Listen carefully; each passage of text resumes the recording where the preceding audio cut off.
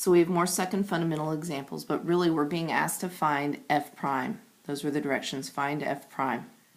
Well, we're given f is an integral and we have two functions of x as the limits of integration. So I'm being asked to find the derivative of an integral. So I'm going to take my upper limit of integration and I'm going to evaluate my function there. So this will equal 4 times x plus 2 plus 1, so it's this entire function, times the derivative of my x plus 2, which is just a 1, minus, and then I'm going to take my x and actually evaluate the function there as well. So it's 4 times x plus 1 times the derivative of the x, which is also just a 1. So when I work this out, I have a 4x plus 8 plus 1 times, all of that is times 1, and then I'm going to distribute my negative, minus 4x minus 1. So my 4x's cancel out, and I'm left with 8 plus 1 minus 1, so the answer to this problem is 8. Okay, looking again, I have two functions of x, so I'm going to go through the same process. Take my upper limit of integration, evaluate my function there. So I have x cubed times the derivative of my upper limit, which is a 1, minus, take my lower limit of integration, evaluate there, so it's a negative x cubed times the derivative of my lower limit, a negative 1. So this is just equal to x cubed.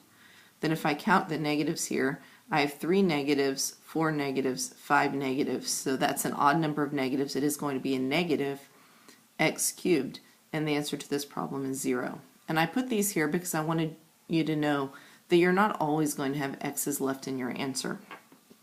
Okay, so for this next problem, we're going from 2 to x squared. So again, we're finding f prime of x. This is our f prime of x. So f prime of x equals, I'm going to take my upper limit of integration and evaluate my function. You'll plug it in everywhere you see a t. So this will be a 1 over x squared squared times the derivative of my upper limit of integration, a 2x, minus, I would take the number and actually evaluate it there. So this would be a 1 over 2 squared times the derivative of the lower limit of integration, which is 0. So this goes away, and every time you have a number, the derivative of that number will be 0, so it'll cancel out that term. But this equals a 2x divided by an x squared. Squared is x to the 4th.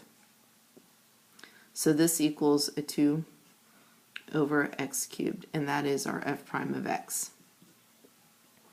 Looking at this function, now this one we could have done the other way. We could have actually done the antiderivative, plugged in our limits of integration, then taken the derivative. This one you can't.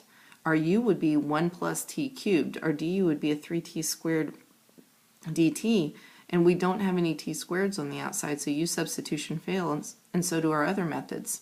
So if you get this problem and you try to actually work out step by step, it's not going to work. So you have to know that if they are asking for the derivative of an integral, you have to be able to swap the variables in and actually work the whole process. So my f prime of x equals, and I start with my upper limit of integration, so it is the square root of 1 plus 3x cubed times the derivative of my upper limit of integration, which is a 3. And then when I plug in the 0, I'm actually going to get like the square root of 1, but the derivative of my 0 is 0, so that will wipe out that term. So my f prime of x equals 3 times the square root, and I'm just bringing this 3 to the front, of 1 plus 3x cubed. If I simplified it a little bit, I'd say f prime of x equals 3 times the square root of 1 plus 27x cubed, 3 cubed and x cubed. And that would be my answer.